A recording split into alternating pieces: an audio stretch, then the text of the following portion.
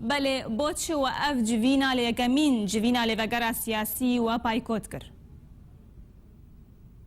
لێڤەگەرە سیاسی خارەکەش ڕێکەفتنا دهۆکێ یا گوت نابێنا دە ئالیا دەچێ بووە دە ئالیە سیاسی ئەنجومەنان نیشتیمانی کوردی تەفدەم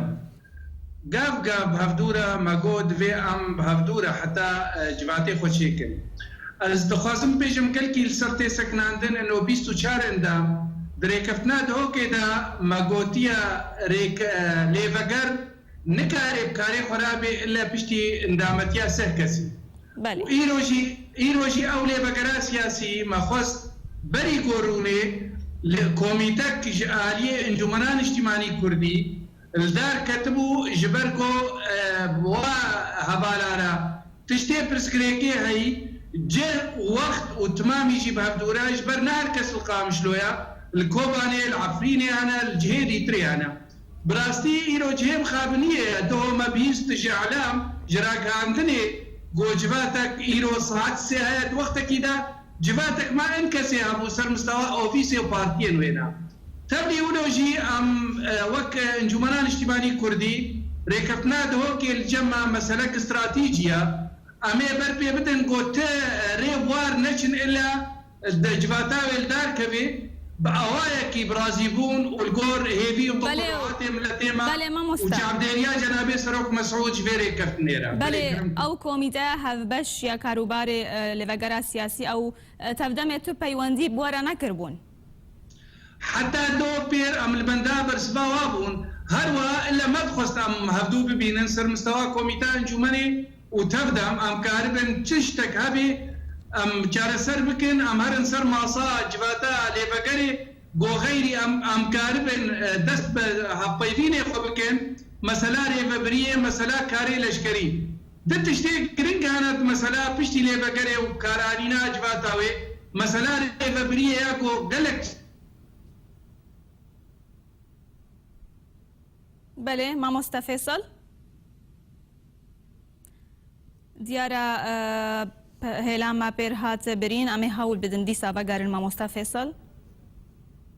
بله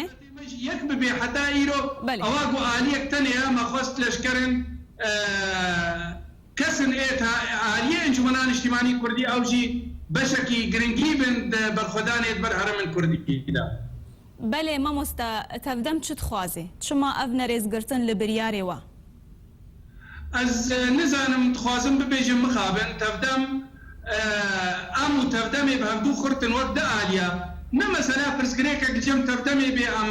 بخوازن بخنە کێماییەک شوارە یا ئەو بخن کێماییەک ژمەرە ئەز ناخوازم بێژم تەفدەم چت خوازێ لە ئێمە ئەم خوازن ئەم و تەفدەمێ شریک من ئاساسی بن نا هناك كسن قال لك مهم او بجنابي سرق مسعود وقتك وري كفتني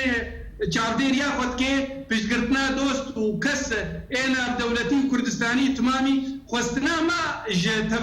تفدمي يجي كوج ما بوازي برام شركاتيه باب دور بكن هاكا املاك وكيمايا بقرش كيمايا بيترنين اميرو تخوازن عجله مثلا بالخدانا بر هرمي مدى مثلا خدمتها املتي مد ايطاليه ريفابريه كوبراسيه متفاق سر بكن ريفابريه كو يكيتيا ويتشي بيرسر هر سيجا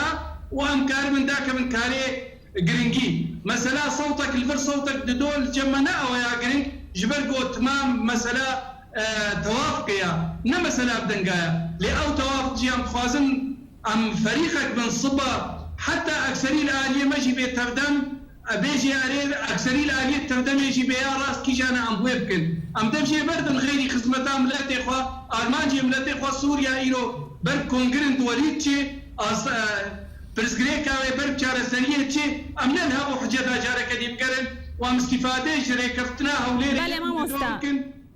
بله مامۆستا دراگمان بێتە هات دیارکردن مامۆستا فێسڵ بله دراگهاندێ دەهات خویاکردن کووە سەدەما پایکۆتکردناوەش جڤینێرە و تەفدەمێ دخواست ئەو هەرسێ ئەندامێن لە هاتین دوورخستن ژە ئەنجومەنێ ئەو ژی حازر ببن ئێمە هەرسێ کەسێک و هاتن ئیرۆ نەئەندامن ئەنجومەنێدا حتا دۆ ئەموە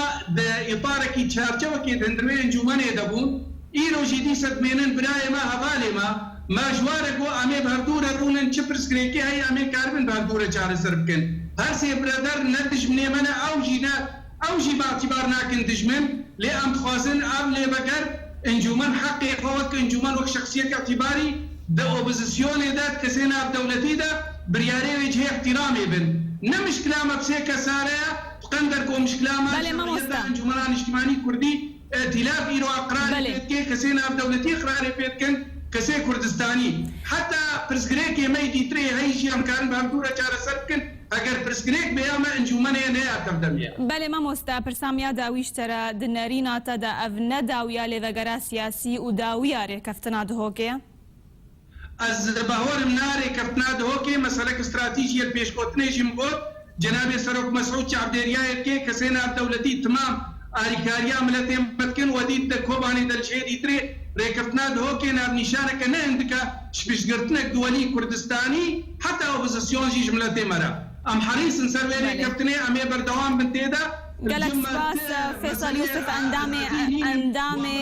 لێڤەگەرا سیاسی ژقام شتۆتە بمەرە بووی گەلک سپاس